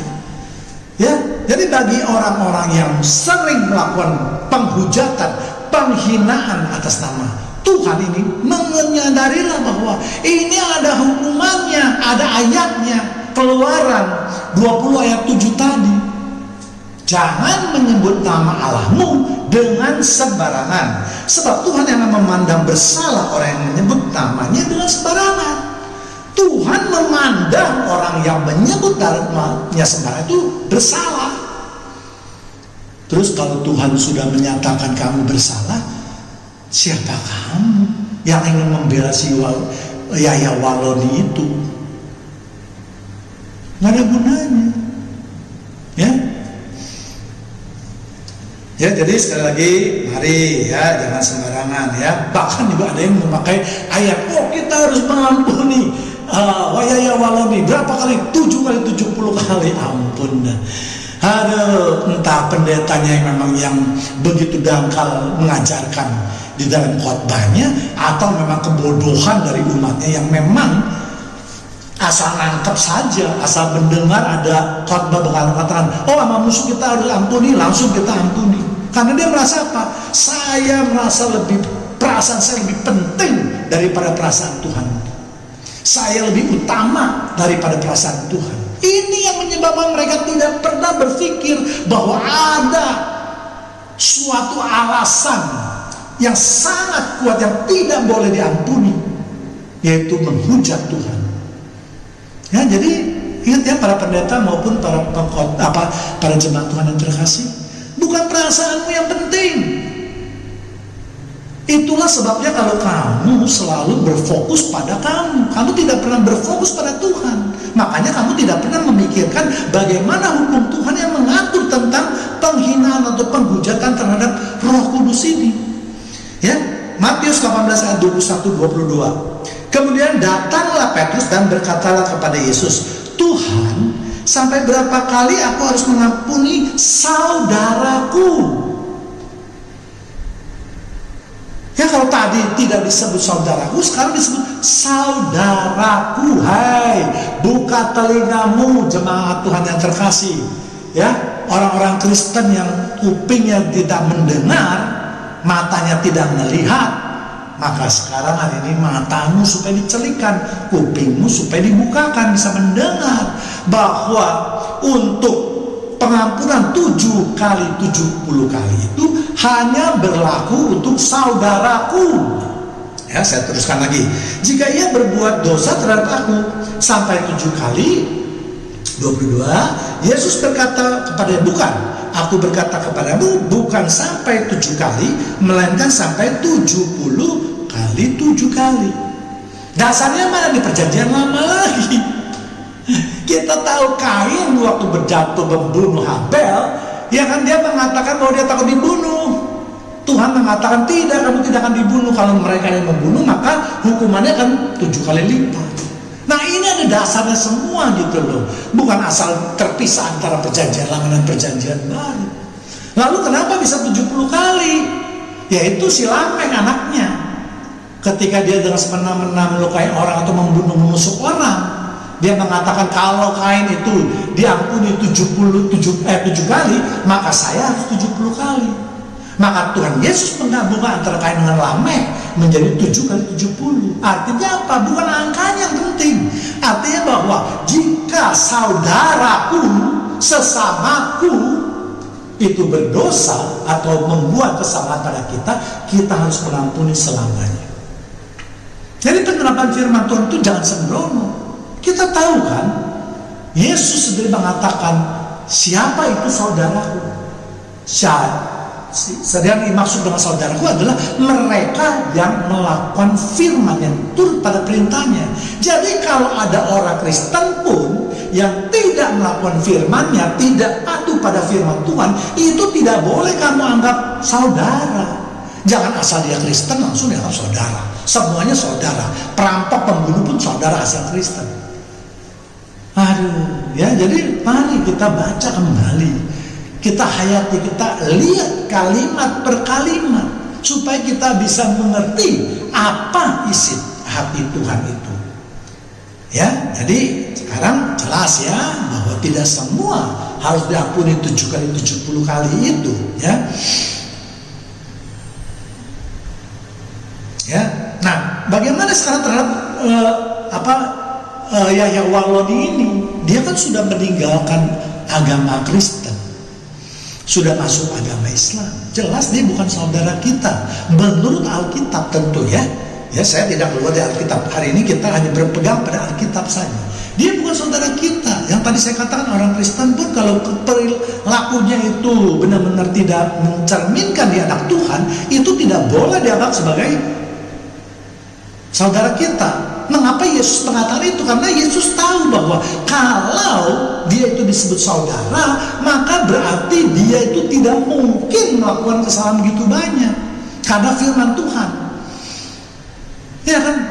Sebagai orang yang mengerti akan firman Tuhan, tentu kita tidak sembrono untuk membuat kesalahan, jatuh dalam dosa. Jadi sebenarnya walaupun Tuhan Yesus mengatakan mengampuni 490 kali atau 500 kali atau berapapun, itu tidak ada hubungannya. Yang Tuhan maksudkan adalah bahwa kalau kita menjadi orang Kristen, maka kita tidak boleh jatuh lagi ke dalam dosa. Kita tidak boleh berbuat dosa seenaknya. Jadi pengampunan itu sebenarnya tidak kita perlukan. Itu kalau kita mau merenungkan, melihat lebih jauh firman Tuhan. Jangan cuma melihat angkanya saja. Ya, kembali lagi pada soal Yahya Waloni. Ya, kalau dia sudah bukan saudara kita, jelas kita tidak bisa memakai ayat tadi. Kalau mengampuni saudara, mengampuni ya oke lah, masih lah. Walaupun saya katakan tadi ya tidak tepat ya, tapi ya mengasihi bolehlah, itu masih tidak bisa salah. Ya, tetapi yang saya ingin tegaskan ini adalah bagaimana dengan perasaan Tuhan di sisi Tuhan. Ini yang jauh lebih penting daripada kita membicarakan perasaan kita. Kita membicarakan perasaan orang-orang Kristen. Ini jauh, ya kan? Tuhan adalah segala-galanya. Nanti kita sebentar akan bahas. Ya, hal ini dapat juga kita lihat. Misalnya, banyak orang yang tadi yang saya katakan, ada salah satu orang komentar bahwa Yahya Waloni ini kan bukan saudara, jadi firman Tuhan tidak berpengaruh. Dia mau menghujat, oh Tuhan ya terserah dia, oh tidak bisa. Ya, saya bisa memberikan contohnya sebentar. Ya, kalau kita sering browsing di YouTube, kita browsing aja orang-orang yang pernah menghujat nama Tuhan, itu akan keluar 10 tokoh, 11 tokoh. Ya, ada tokoh musisi, ada tokoh politik dan seterusnya. Saya hanya mengambil beberapa contoh saja ya. Nah, tapi sebelum itu kita bahas dulu mengenai apa artinya itu menghujat. Ya, menghujat tadi mencaci, mencela, memfitnah, merendahkan martabat Allah. Ini semuanya digolongkan menghujat. Jadi menghujat itu tidak harus mencaci maki dengan kasar, dengan mengeluarkan kata-kata keras, atau tidak. Nanti kita akan lihat ayatnya lagi. Menentang saja itu juga dianggap sudah menghujat Roh Kudus. Ya, kalau kalian menentang apa yang firman perintahkan, maka kamu juga sudah menentang Roh Kudus. Ya, kita lihat dulu yang 11 tokoh. Kita ambil beberapa aja ya, 2 mungkin ya. Yang pertama yaitu kita lihat pembuat kapal Titanic. Pada waktu pembuat Titanic yang begitu Pada waktu itu dianggap teknologi yang begitu hebat, dengan bahan-bahan yang begitu luar biasa kuatnya. Pembuatnya mengatakan, walaupun Tuhan tidak bisa menenggelamkan kapal Titanic ini, maka kita lihat apa yang terjadi. Justru kapal Titanic itu tenggelam di dalam pelayaran perdananya. Ya, hati-hati, jangan menghujat Tuhan ya.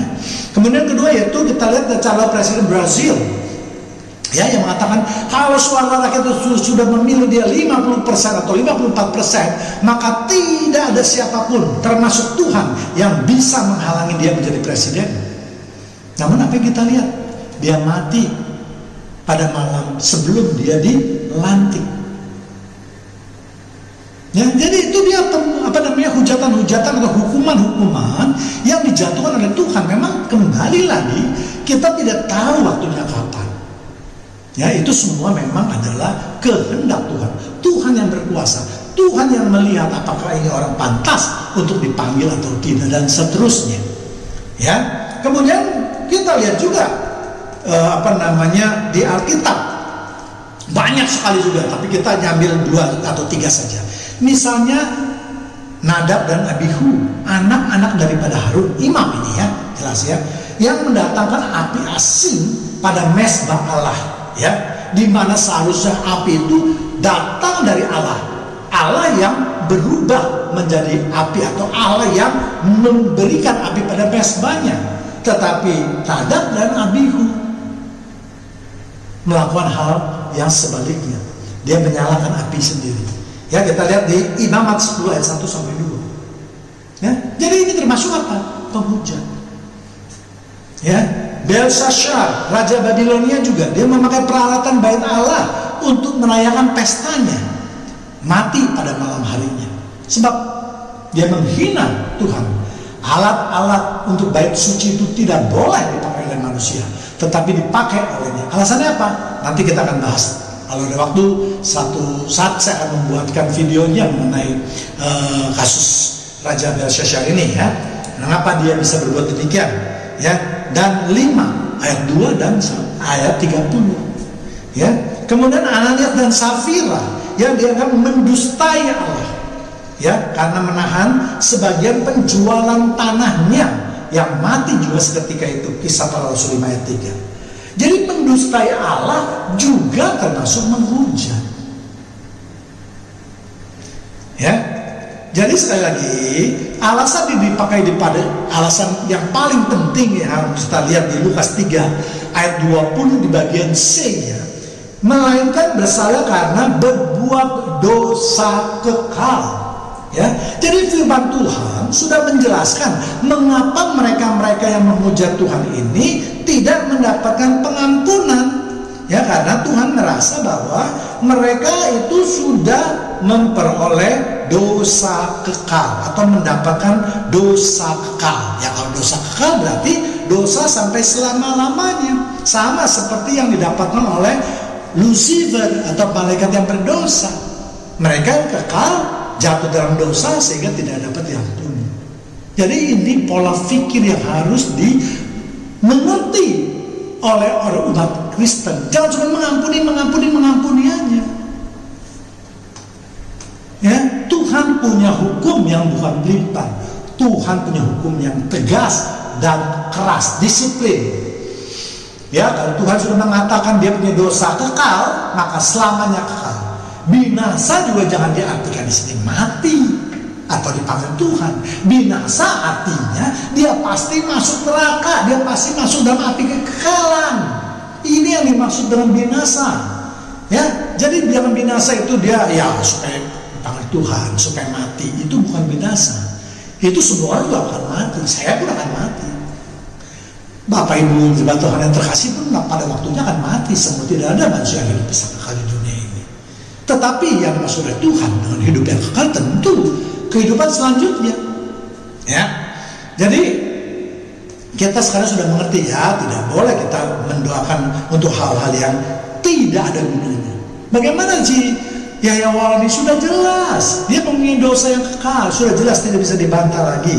Ya, kita lihat ayat lainnya sekarang di Matius 12 ayat 32. Apabila seorang, sama bukannya saudaraku atau umatku, apabila seorang mengucapkan sesuatu dan menentang anak manusia, ia akan diampuni. Tetapi jika ia menentang Roh Kudus, ia tidak akan diampuni. Di dunia ini tidak, dan di dunia akan datang pun tidak.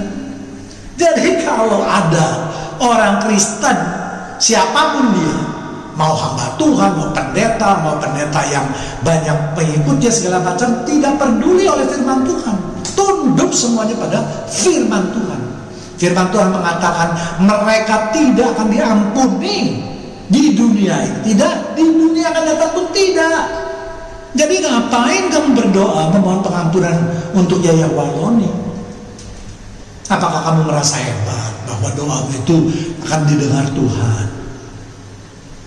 Ingat ya, yang saya katakan tadi, binasa bukan hanya mati di dunia ini, tapi binasa adalah masuk di dalam api kekekalan. Ya, jelas ya. Jadi saya sudah ceritakan ada ayatnya, sebabnya, pola pikirnya. Ya, tidak boleh lagi kita. Jadi menghujat Roh Kudus bisa juga tadi dianggap menentang Roh Kudus, dan hukumannya sama, yaitu tidak mendapatkan pengampunan. Ya, untuk itu jemaat Tuhan yang terkasih harus hati-hati di dalam memberikan komentar atau menyatakan iman atau doa kita. Karena kalau jemaat Tuhan itu mendoakan misalnya kepada Yaya Wahloni, ya, untuk minta diampuni atau disembuhkan, bahkan mungkin bisa berani-beraninya memakai nama di dalam nama Tuhan Yesus, maka itu berarti kalian sudah menentang firman Tuhan atau melawan firman Tuhan. Dan upahnya apa? Kebinasaan. Jadi jangan sampai maksudnya kita baik, malah kita jatuh dalam dosa, malah kita yang binasa. Ingat yang tadi saya katakan, jangan sampai nanti orang bilang, Tuhan, Tuhan, aku sudah berbuat banyak, sudah berbuat mukjizat, sudah bagi orang sakit, mengusir setan segala macam. Jangan sampai itu terjadi. Jadi sekali lagi ya, hal yang mungkin sepele di mata kita, ya, tetapi tidak sepele di mata Tuhan. Untuk itulah makanya kita harus benar-benar belajar firman Tuhan yang benar. Tidak boleh kita belajar firman Tuhan berdasarkan pengetahuan kita, perasaan kita, penafsiran kita sendiri. Kita harus melihat pada ayat-ayat yang lain. Karena firman Tuhan juga mengatakan bahwa umatku buat orang-orang, umatku itu siapa ya? Kita semua. Ya, binasa karena kurangnya pengenalan akan Allah. Jadi kalau kamu tidak mengenal Allah, kamu bisa binasa. Walaupun kamu orang percaya, walaupun kamu sudah diperbandingkan, walaupun kamu sudah dimacam-macamkan, walaupun sudah mengakui Yesus adalah juru Tuhan dan juru selamat kamu, tetap kamu akan binasa. Ya, jadi mari hati-hati sedikit. Ya, mengenal akan Tuhan bukan sebab kalau kita kenal sama orang bagaimana sih? Kalau cuma tahu, ya kita tahu namanya, kita tahu alamatnya, gitu, udah. Atau tahu bapaknya mungkin. Tahu kita mengenal dia, artinya kita tahu kebiasaan dia, kesukaan dia apa, ketidaksukaan dia apa, aktivitas dia apa, semua kita tahu. Itu namanya kita mengenal. Nah, apakah Anda sudah mengenal Tuhan? Kalau Anda mengenal Tuhan, berarti Anda juga harus mengerti firman-firmannya. Hosea 4 ayat 6. Umatku binasa karena tidak mengenal Allah, karena engkaulah yang menolak pengenalan itu, maka aku menolak engkau menjadi imamku, dan karena engkau melupakan pengajaran Allahmu, maka aku juga akan melupakan anak-anakmu. Ya, jadi kalau hati-hati jemaat Tuhan yang terkasih, kalau kita ini sampai tidak mengenal Allah kita, bukan hanya kita yang akan menerima ganjaran, sampai pada turunan kita. Allah sudah mengajarkan kita melalui apa? Melalui firman-Nya, melalui kitab suci. Kita yang malas membacanya, kita malas melihat kepada ayat-ayat lain, atau bisa jadi juga ini lebih jahat lagi. Kita tahu sebenarnya ada ayat yang tidak benar, tetapi kita sembunyikan. Kita pakai ayat-ayat yang menunjang pendapat kita. Ya, ini yang jahat. Ya, karena ya jemaat Tuhan mungkin yang tidak baca Alkitab dia tidak tahu. Ya, tetapi kalau saya tahu, pengkhotbah atau pendeta seharusnya tahu bahwa ayat tentang Roh Kudus ini itu pasti dia harus tahu. Ya, nah, cuma ya apakah memang disembunyikan atau memang dia kelupaan atau apaan? Ingat, Tuhan isi tahu isi hatimu. Kamu tidak bisa menyembunyikan hatimu.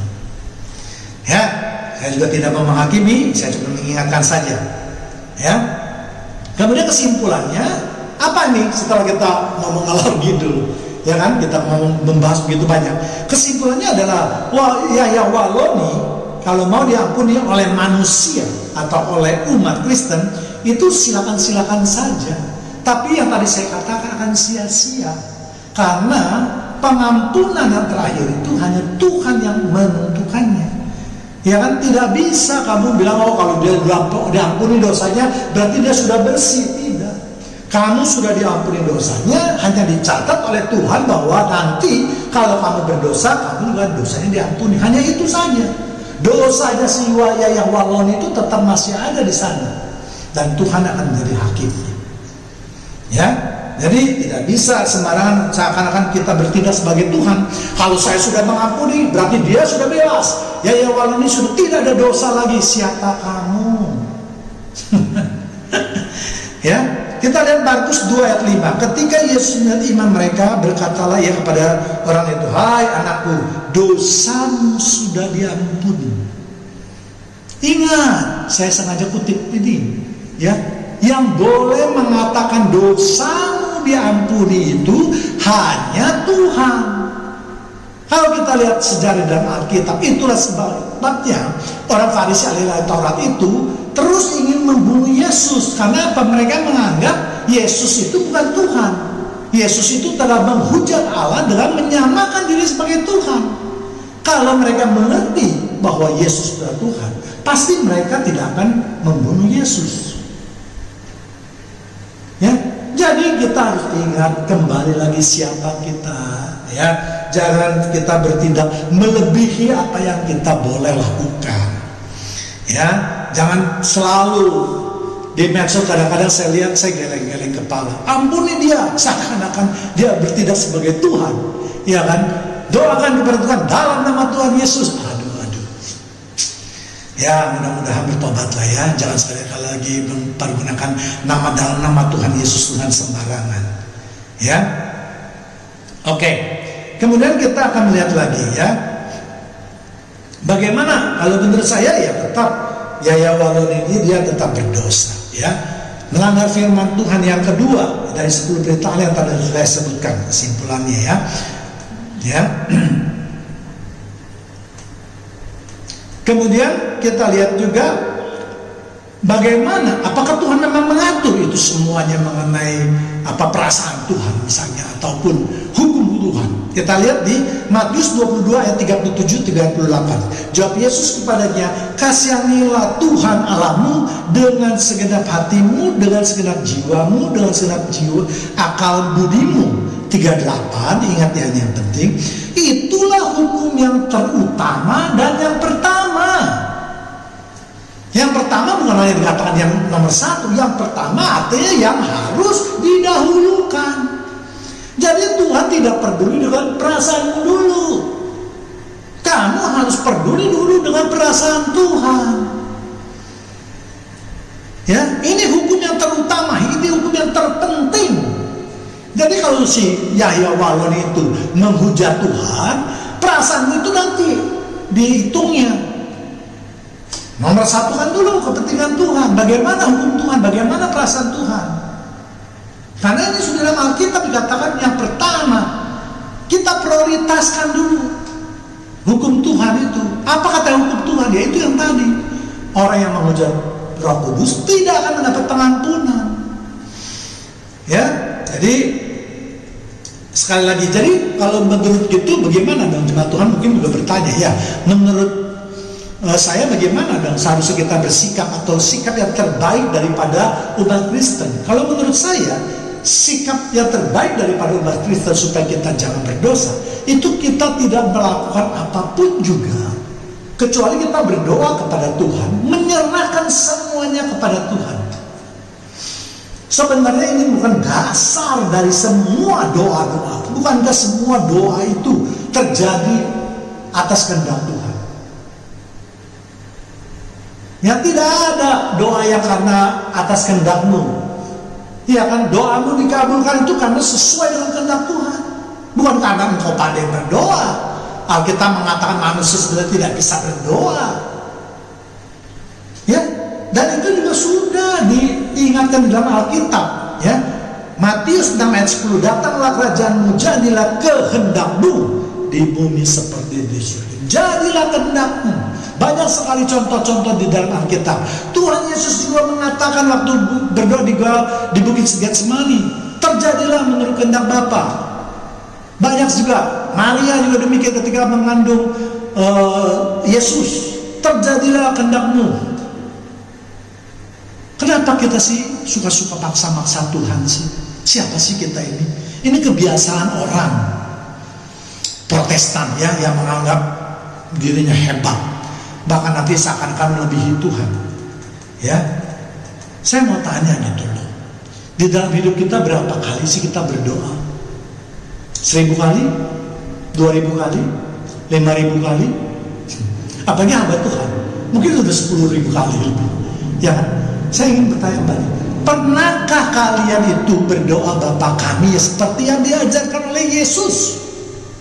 Kalau di khotbah kan kita ngomong, apa yang tertulis dalam Alkitab itu harus kita lakukan. Kita harus menjadi pelaku-pelaku firman Tuhan. Nah, sekarang saya mau tanya, berapa kali yang kamu lakukan di dalam doamu dengan berdoa menurut Tuhan Yesus, atau apa yang diajarkan oleh Tuhan Yesus, yaitu doa Bapa kami? Berapa kali? Silakan jawab. Ya, itu yang terakhir ya. Supaya apa? Supaya kita bisa diselamatkan. Ya, demikianlah pemberitaan firman Tuhan. Ya, saya minta maaf kalau ada kata-kata yang saya agak keras ya. Tapi tujuan saya adalah bukan untuk menghujat, menghina dan seterusnya. Tujuan saya adalah untuk mengingatkan ini karakter-karakter jemaat Tuhan yang terkasih, dengan membiasakan diri mengampuni ini bisa dilihat dalam hampir setiap kasus. Tidak pernah memperhatikan apa yang diinginkan oleh Tuhan. Dan malam ini saya ingatkan, itu yang jauh lebih penting. Jangan sampai kita rajin beribadah, kita rajin membaca firman Tuhan, kita rajin semuanya, tapi kita tidak masuk dalam kerajaan Allah. Karena apa? Umatku binasa karena kurangnya pengenalan terhadap Allah. Demikian firman Tuhan pada malam hari ini. Tuhan Yesus memberkati kita semua. Amin. Dan seperti biasa, sebelum kita mengakhirinya, kita angkat satu pujian kembali. Mari terus kita arahkan hati kita. Kita puji terus namanya. Jangan pernah menyerah. Mari kita imani pujian. Kita tahu Allah kita memang tidak pernah berjanji bahwa jalan akan selalu merata dan akan selalu benar. Tetapi penyertaan sempurna dalam hidup kita, itu yang patut kita syukuri.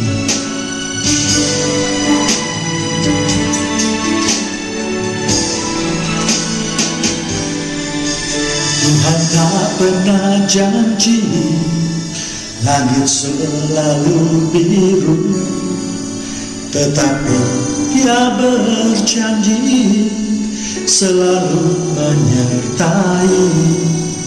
Tuhan tak pernah janji jalan selalu rata, tetapi Dia berjanji berikan kekuatan. Jangan pernah menyerah, jangan berputus asa. Mujizat Tuhan ada saat hati menyembah. Jangan pernah menyerah, jangan berputus asa. Mujizat Tuhan ada bagi yang setia. percaya.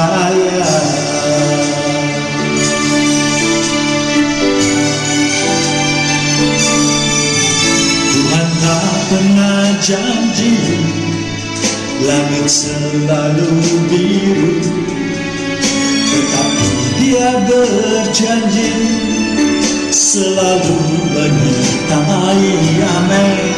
Tuhan tak pernah janji jalan selalu rata, tetapi Dia berjanji berikan kekuatan.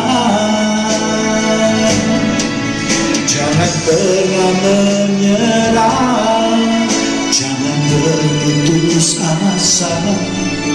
Mujizat Tuhan ada saat hati menyembah. Jangan pernah menyerah, jangan berputus asa. Mujizat Tuhan ada bagi yang setia dan percaya.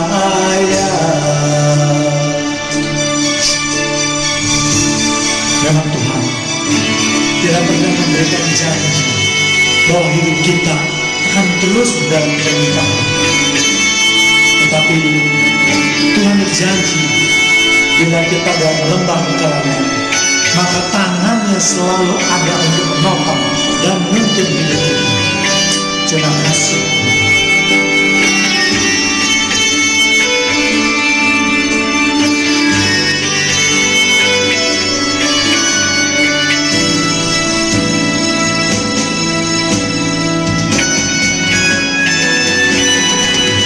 Jangan pernah menyerah, jangan berputus asa.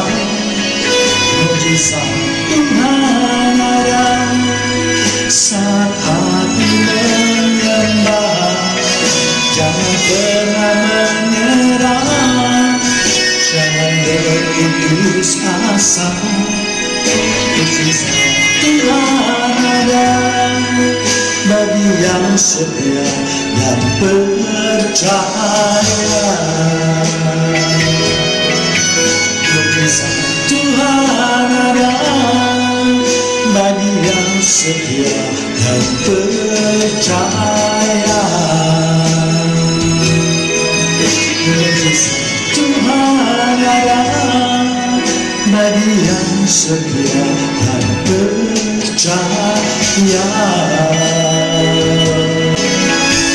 Haleluya,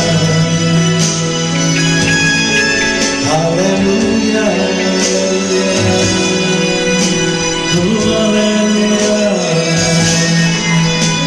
Terima kasih Bapa, terima kasih Tuhan, terima kasih Bapa. Haleluya. Oh, anugerah Tuhan sungguh yang indah. Terima kasih Tuhan. Kalau pada malam hari ini Tuhan, kami boleh terus beribadah, menyembah dan meninggikan nama-Mu Tuhan.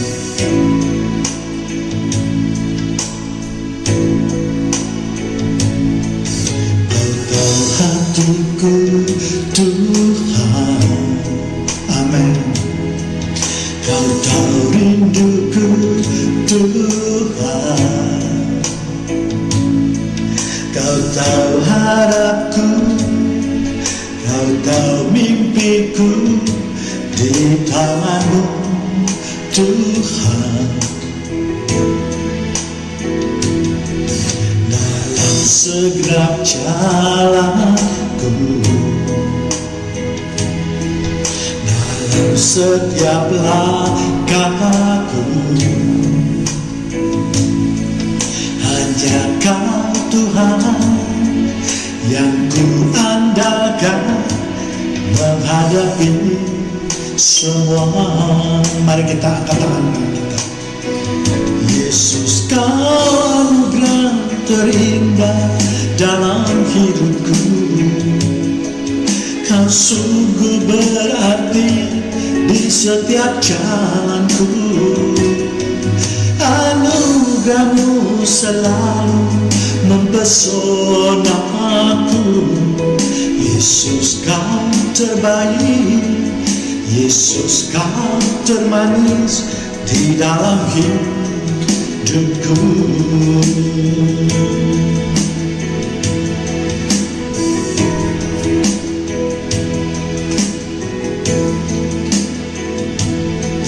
Kau tahu hatiku, Tuhan. Kau tahu rinduku, Tuhan. Amin. Kau tahu harapku, kau tahu mimpiku, di tanganmu, Tuhan. Dalam segenap jalanku, dalam setiap langkahku, hanya Kau, Tuhan, yang ku andalkan menghadapi semua. Yesus, Kau anugerah terindah dalam hidupku. Kau sungguh berarti di setiap jalanku. Anugerahmu selalu mempesonaku. Yesus, Kau terbaik, Yesus, Kau termanis di dalam hidupku.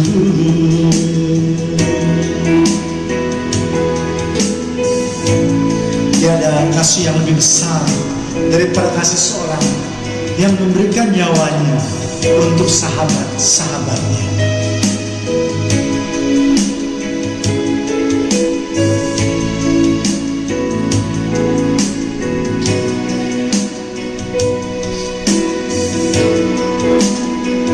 Yesus, Kau anugerah terindah dalam hidupku. Kau sungguh berarti di setiap jalanku. Anugerahmu selalu mempesonaku. Yesus, Kau terbaik, Yesus, Kau termanis di dalam hidupku. Yesus, Kau terbaik, Yesus, Kau termanis di dalam hidupku. Yesus, Kau terbaik, Yesus, Kau termanis di dalam hidupku. Oh, haleluya, haleluya, haleluya. Kini saatnya kami di penghujung ibadah kami, Tuhan. Terima kasih, Tuhan, Engkau telah memberikan kami kesempatan untuk beribadah, memuji-Mu dengan nama-Mu, serta mendengarkan sebagian daripada kebenaran firman-Mu, Tuhan. Kini saatnya kami mau bersuka dalam hati Tuhan.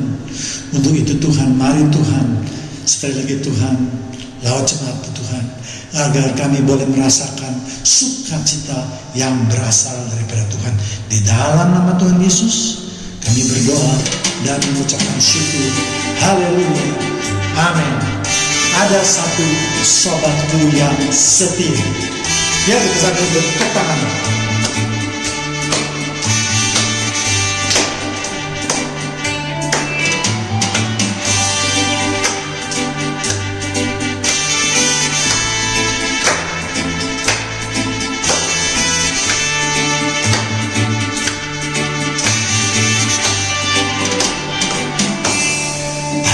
Ada satu sobatku yang setia,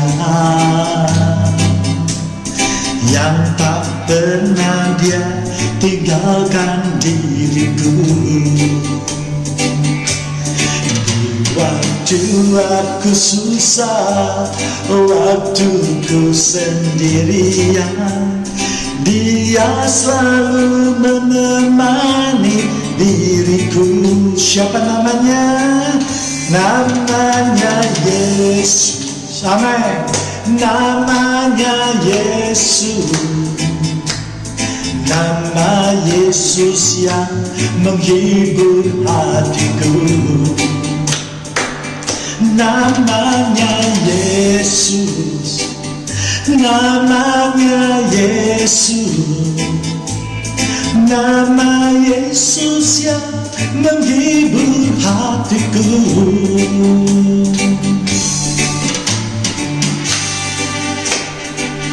Memang Tuhan Yesus tidak pernah meninggalkan kita, baik di saat kita di lembah kekelaman ataupun kita sedang di lembah sukacita. Ya, kita lebih bersemangat lagi.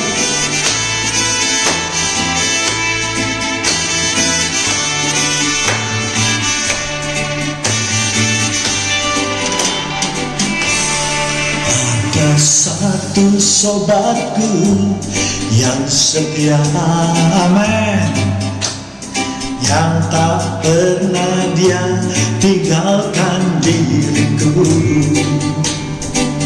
Di waktu aku susah, waktu ku sendirian, dia selalu menemani diriku. Siapa namanya? Namanya Yesus. Amin. Namanya Yesus. Nama Yesus yang menghibur hatiku. Sekali lagi, siapa namanya? Namanya Yesus. Namanya Yesus. Nama Yesus yang menghibur hatiku. Namanya Yesus. Namanya Yesus. Nama Yesus yang menghibur hatiku. Namanya Yesus. Namanya Yesus. Nama Yesus yang menghibur hatiku.